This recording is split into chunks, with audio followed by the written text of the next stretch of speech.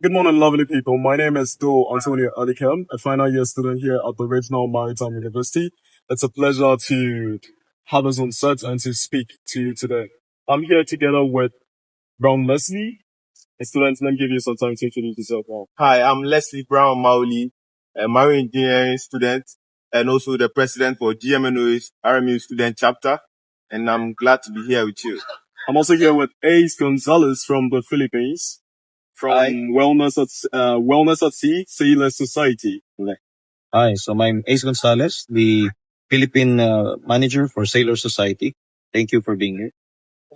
All right, so now that you all know who we are here to speak towards Wellness at Sea to let you all know what Wellness at Sea is all about.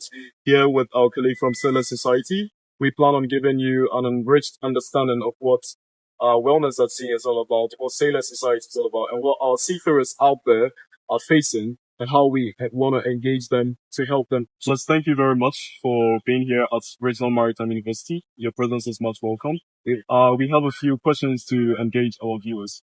So I'll be giving you some brief questions for appropriate answers. All right, Gonzalez, I have the very first question for you. My very first question is, why is wellness at sea such a critical issue in today's maritime industry, especially for young cadets now entering into the profession? Wellness at sea is such critical in the maritime industry, most especially in the young cadets nowadays, because the collective experience that we had during our days is no longer the same as it was before. So massive accessibility brought about by the new technologies has of course changed how we cope up with the realities in life. So while convenience to acquire information through the internet has made it more people knowledgeable, it also made us more susceptible to the negativities, and it increased decreased our physical interaction with one another, which is expected in our profession. And that is a vital key element in our profession for our mental resilience. Gonzalez, I would say the very first question was a good perspective. Thank you. My second question has to do with social wellness. I would like to know, loneliness at sea is a real challenge. You would agree. I would like to know how you think young seafarers like myself and the likes of Brown Leslie can build and maintain strong social connections during long voyages. Okay, Sailor Society's Wellness at Sea program comprise 5 modules to help our beneficiaries, which are the cadets and of course the active seafarers. One of the modules is actually the social wellness that provides you with helpful tips and strategies as well that would help you build a strong social connection that is applicable not only at sea but also on land. So my third question, Ace, is on emotional wellness. I would like to ask, what early signs of emotional distress should a seafarer look out for, and how can they practically manage stress on board their ships? Well, early warning signs that someone is undergoing emotional distress can manifest in multiple ways. It may be changes in physical, attitude, behavior, and even in the performance of one individual. To manage the stress, we always recommend to our beneficiaries that a balance in their 5 wellness is the key, namely physical, social, emotional, intellectual, and lastly spiritual. So Ace, like you said, it's more of a balance between the wellnesses at sea. Like I have asked already, my second question was on social wellness. My third was on emotional wellness. Now my fourth is on physical wellness.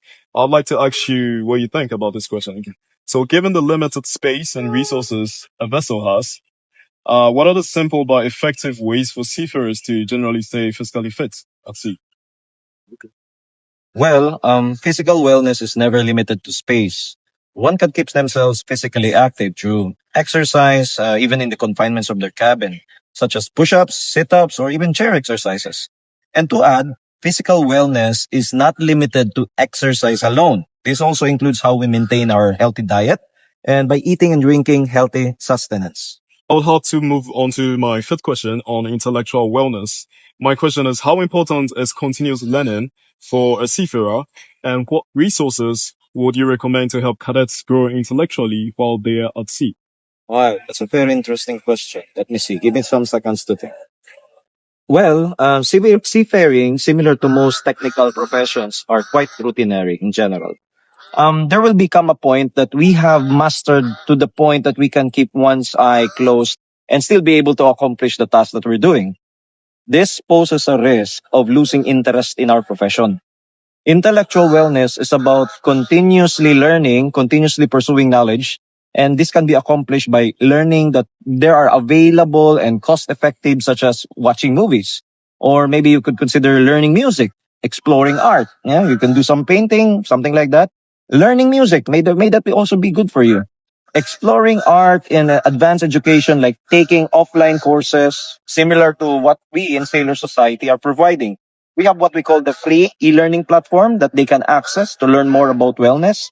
And we also have our what we call peer-to-peer support group that they can engage with other seafarers and have an intellectual conversation exchange. Yes. So, Ace, my question is about spiritual wellness. And it goes like this. How can a seafarer maintain spiritual grounding and personal values while working in such a multicultural and high pressure environment? Well, attaining spiritual wellness is not limited to space, place, or people around you.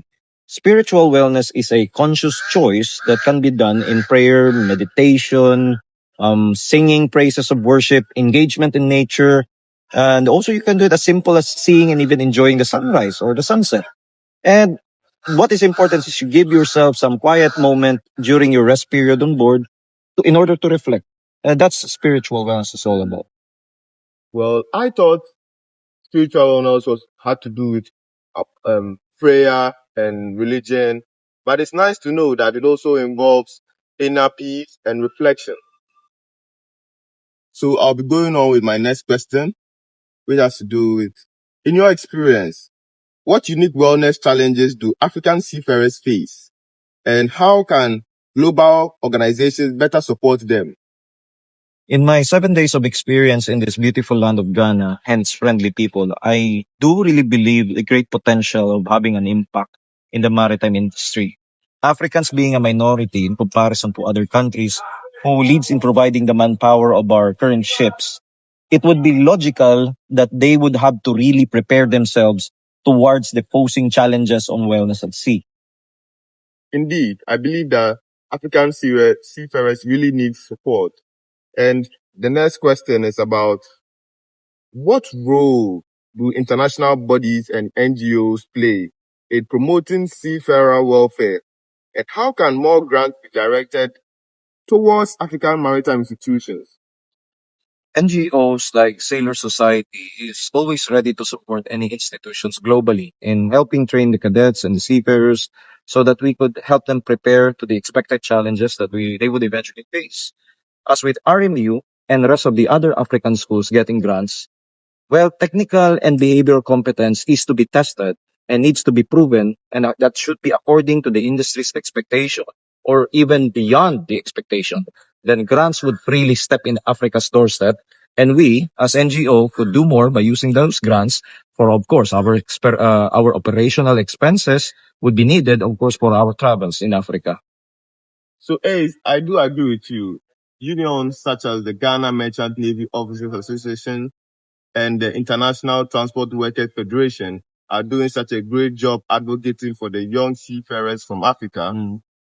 Yeah, indeed. I think this would actually go a long way to further fund non-governmental organizations like the Sailor Society. Exactly. Exactly. Ace, how can student-led maritime organizations such as the Gmnoa student chapter work with groups such as Solar Society in order to be able to train more cadets across Africa? Well, thankfully, such as the things that we do right now, this would help publicize Sailor Society so that more African cadets and seafarers would get to know the Sailor Society works, so that we, of course, can prove to the society, to the industry that we are doing really well on helping seafarers, especially focusing on wellness and trainings that we involve with soft skills. So with that said, hopefully more grants will be coming in and that could also fund out the works that we do. So better for Ghana, but better for the whole Africa. For Ace, this is the very last question. I'd like to ask, what is that one piece of advice you would give to a young seafarer that is now beginning his career at sea? My last advice for the graduating class of this great institution is that always be inspired to do your best. And you are doing this, everything that you do in your career, you do it for God, you do it for yourself, You do it for your family and your friends. And lastly, you do it for your country. And things will go over. I'd like to thank you again, Ace. I'll say it's very much of an advantage for the students of Regional Maritime to have people like yourself from Sailor Society to come here to help us, to give us awareness of the wellness and the problems at sea, to be more equipped fully before we go to sea. On behalf of the Regional Maritime University, the Ghana Merchant Navy Officers Association, we would like to say thank you to Sailor Society, yourself, and to Daniel also. Thank you very much.